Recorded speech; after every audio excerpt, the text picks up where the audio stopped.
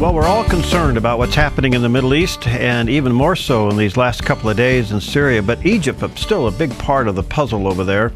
And with us, back with us, is Arthur Alley. He's a world-renowned financial expert and founder and president of the Timothy Plan. Formerly, he was a certified public accountant and investment finance expert. But today he's going to talk to us about the Timothy Plan. And Arthur, nice to have you with us, my friend. Perry, good to be with you. I like that world-renowned part. Can I tell my wife that? Go right ahead, and if she buys it, I get the hamburger. Okay, you got it. Hey, tell us about the Timothy Plan. Well, 20 years ago, Perry, we drew a line in the sand. And, I've been in this industry 35 years. And the more I learned about what publicly traded corporations were doing, the more concerned I got about helping my clients invest in companies that are involved in funding evil, abortion, pornography, active promotion of the homosexual lifestyle. Right.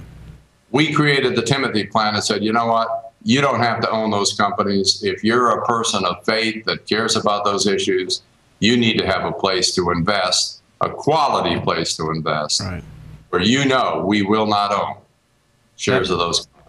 That is terrific. And where can people get a hold of you before we get into Egypt? Where can people get a hold of you who want to talk to you? Just website, timothyplan.com, or they can call the 800 number, 1-800-TIM-PLAN. And we'll be glad to share any information they need. All right. Well, thank you for obeying the Lord's call in this, because I get this a lot from people. Who can I call to talk to about investment that doesn't get involved with companies that are funding evil? And I really appreciate what you guys are doing. Egypt is, well, the whole Middle East is in an uproar, but in Egypt, we have watched Christian homes and businesses be marked. We've watched the Muslim Brotherhood target people. It's unbelievable. The Coptic Christians over there alone are under incredible scrutiny. What's going on from your opinion? It's tragic, but it's always been going on. And, the real battle, we need to understand, instead of just talk about it, is spiritual. Yes, it's right. Darkness versus light. The world hates Christians and Jews because we serve the true God. And if they don't, they hate us, especially in the Middle East with the Islamic influence over there. It's tragic, but I think what the people of America fail to understand is we are not that far behind what's going on over there. When you look at the attacks on Christians here, it is an increasing velocity of these attacks. Why are we tolerating this, Arthur? Why are we tolerating this? If you go back to the moderate Muslim argument, I'm sorry, it's just not producing any pushback. Well, that's right. When I look at the spiritual war, I think it's very clear. As people of faith, Christians, we're peaceful. We don't want to create. We don't attack. We don't do all this stuff where the other side does. But a part of that, and I wrote a series on biblically responsible investing, but also on biblical stewardship. We've gotten too comfortable. And I think a quote from one of our former presidents, William Howard Taft, fits the bill when he said, too many people don't care what happens unless it happens to them. All right. Life overall, even in America, with all of our materialism and conveniences and opulence, has become hard and difficult. Are we just so overwhelmed with existing that we don't have the energy or the wherewithal to push back on some of this stuff? Well, I think the pushback, Perry, is starting, but people just really do not know what to do. And we are so scattered, we are so disorganized, fighting against a force that is not scattered, that is unified, that is funded, that is committed, that is passionate about their cause, the opposite of ours, that we have not been competing in this arena. And generally speaking, whenever this happens, we generally wake up too late, when it's too late to pull it back. I think there's still hope. I believe there's still hope, but I really am convinced, in my mind at least, that the 2014 elections are going to be the key to whether or not we can ever pull this nation back from the brink of disaster. Do we in America, Christians, because if you pan the television channel, you're going to see huge churches, which I think are wonderful. You're going to see tremendous seminars and gatherings and venues where we pack out the stadiums. That's wonderful. But have we lost the fear of God? I think so. Well, I think that happened quite a few years ago. And fear of God is the key. We have replaced it. It's like all of Christianity can be condensed into a single word, love. But love without obedience is not love, because what did God say? If you love me, you will obey my commands. Instead, we're trying to blend with the world so that the world will like us. Now, I want to be liked. I do not want to be disliked. And when you blend with the world, you are going against biblical principles, because he's very clear, you can't do that. These are my commands. You follow these, I will bless you. You don't follow these, you're going to be cursed. I think we're not only battling Satan, we're under the curse of God, because we've turned our back on him. We fear man today more than we fear God, unfortunately. Yeah, we do.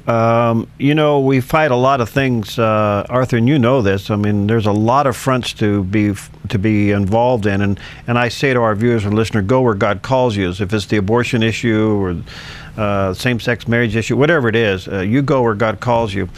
But it appears the biggest issue that's before us today as Christians is our religious freedoms of all things. And all these social issues are important, but if we lose our religious freedom in this country and all of a sudden Christianity becomes the thing to avoid, I mean, we've lost it all.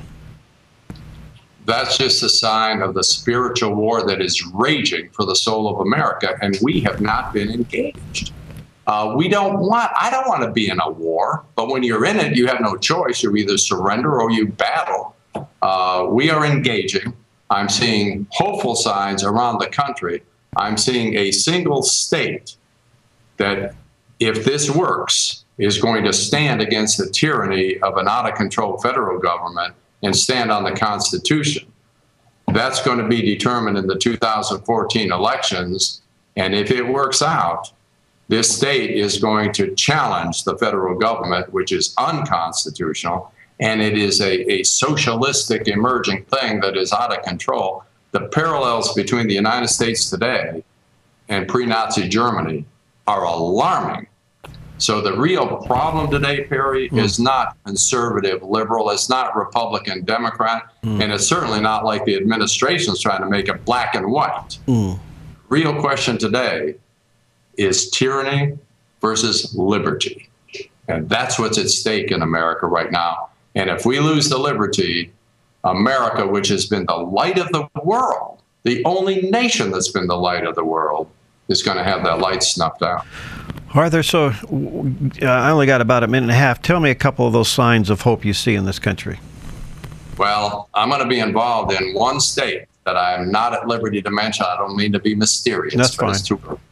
But if this works, and if we get the right person elected governor of this state, the day he signs or takes the oath of office, he makes a couple of declarations. From this point forward, abortion will no longer happen in this state. Nobody has a right to terminate life. Right. From this day forward, homosexual marriages will not be performed nor recognized in this state. From this day forward, the EPA will have no authority in this state. They have no constitutional authority. We just let them have it. From this day forward, Obamacare will not be implemented in this state. And from this day forward, it is okay to be a Christian in this state. That speaks of 10th Amendment stuff. It's absolutely constitutional, but right. Nobody has stood up. We've just gone along with this usurpation of power that the federal government, it doesn't matter who we send to Washington. It is broken. Republicans have controlled, Democrats have controlled, mixed has controlled. It doesn't matter. It is broken and it is self-serving. It's going to take the states to stand up and be constitutional in their decisions Not revolutionary, none of that, just constitutional. I got less than a minute. Let me ask you a quick question. Mark Levin's book, the Constitutional Amendments, what do you think? I think Mark Levin is great, man, and it is good. But I think the real solution is going to be states actually standing on the Constitution. We don't have to change it. It's already there. Right. We're not paying attention to it. And if the elections don't go well in 2014, I believe it is going to be too late. The Constitution will become meaningless. You're an inspiration. Thanks, my friend. Let's stay in touch, okay? I'd like to know when it's time. I want to know, okay? All right. I'll let you know as soon as I can. God bless you, Arthur. Talk to you soon. We'll see you next time on Focus Today.